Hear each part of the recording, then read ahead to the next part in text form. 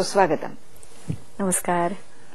आपल्या आजच्या कार्यक्रमामध्ये अगदी मनमोकळ्या गप्पा तुझ्याशी मारायच्या आहेत. अगदी आपण म्हणतो ना की सुरुवातीच्या तुझ्या क्षणापासून ते आत्ताच्या तुझ्या वाटचालीपर्यंत.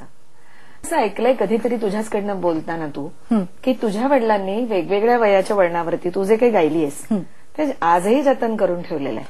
अगदी खरंय. मी वयाच्या 3ऱ्या वर्षी जे काही गायलेले आहे, 5व्या वर्षी 7व्या वर्षी जे जे काही गायलेले आहे, म्हणजे वयाच्या 3ऱ्या वर्षी मी अभिषेकींचं नाट्यगीत गायचे. शब्दा वाचून कळले सारे. अजूनही मी माझी नक्कल छोटीशी करते. शब्दा वाचून कळले सारे, शब्दांच्या पलीकडले. हृदयनाथ मंगेशकर बोलतोय. त्या क्षणी माझे हातपाय कापायला लागले. मी कुणाशी बोलते. अक्षरशः माझ्या पोटात गोळा आला.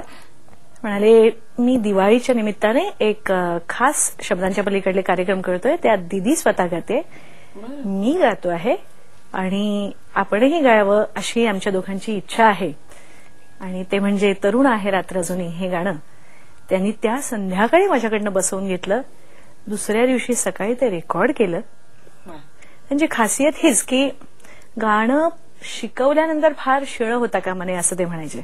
आणि हे गाणं आशाताईंनी मला वाटतं खूप आधी त्यापूर्वी 20 वर्ष ते गाणं गायलं होतं. आणि नंतर बाळासाहेबांच्या रूपानं तुला गुरुही मिळाले. पण हा सगळा एकंदरीतच म्हणजे संगीताकडे गांभीर्यानं बघण्याचा तुझा प्रवास सुरू झाला असं आपल्याला म्हणता येईल. आणि गंमत अशी की तो कार्यक्रम पुन्हा पुन्हा पाहून दिदींच्या आणि बाळासाहेबांच्या मातोश्री माई त्या असं व्हिडिओवरती ती कॅसेट लावून बसायच्या आणि म्हणायच्या बाळची शिष्या फार चांगलं गाते हितपासून हितपर्यंत. त्यांनी मला बाळची शिष्याच ठरवून टाकलं होतं. बरं. नंतर अर्थात तू त्यांच्याकडे मार्गदर्शन घेतलंस. पण तत्पूर्वी एक असं म्हणतो ना आपण की संगीताच्या क्षेत्रात रमायचं तर शास्त्रीय संगीताचे धडे आपल्याला घ्यावे लागतात. नुसतं गोड गळ्याची देणगी चालत नाही. बरोबर. तर मग असं बाकायदा गंडा बांधून कुणाकडे तू शिकलीस का?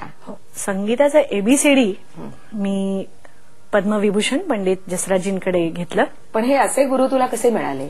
ते एकदा एका रेडिओच्या ऑपेराच्या रिहर्सलसाठी चालले होते आणि